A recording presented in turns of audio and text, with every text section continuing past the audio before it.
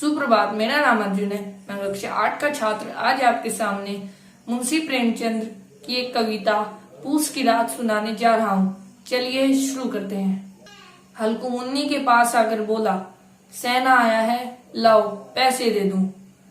मुन्नी झाड़ू लगा रही थी, मुड़कर बोली, 3 ही तो रुपए हैं, दे दोगे तो कंबल कहाँ से आएगा।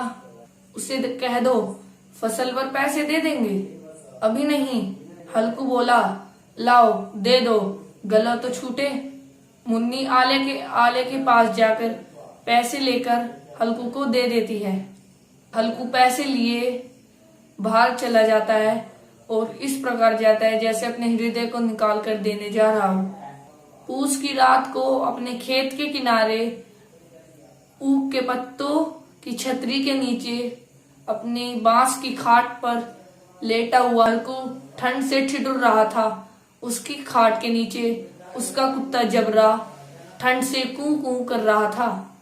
तभी हल्कू उठ बैठा और अपने मुंह को अपने कंबल के अंदर देकर ठंड कम करने की कोशिश कर रहा था। तभी उसके कुत्ते जबरे को कुछ जानवरों के आने की आहट सुनाई दी और वह जोर जोर से भौंकने लगा।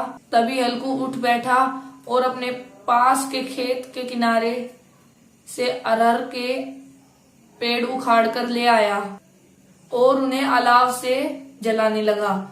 जलने के बाद वह अपना कंबल उतारकर आग तापने लगा।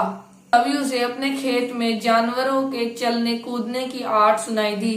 उसका कुत्ता जबरा भौंक भौंक कर अपना गला फाड़ रहा था। तभी हल्कू उठ बैठा और कुछ कदम चला। तभी ठंडी हवाएं उसको चुभने लगी और वह वापस आग के पास आकर बैठा।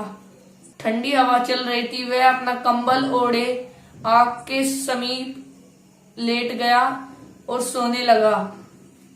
उसका कुत्ता जबरा भौंक भौंक कर अपना गला फाड़ रहा था और उसके खेत में नील गायों का झुंड खेत को तहस नहस कर रहा था। वह जब हल्कू उठ बैठा तब उसने देखा उसके समीप मुन्नी खड़ी थी और सारा खेत तहस नहस था।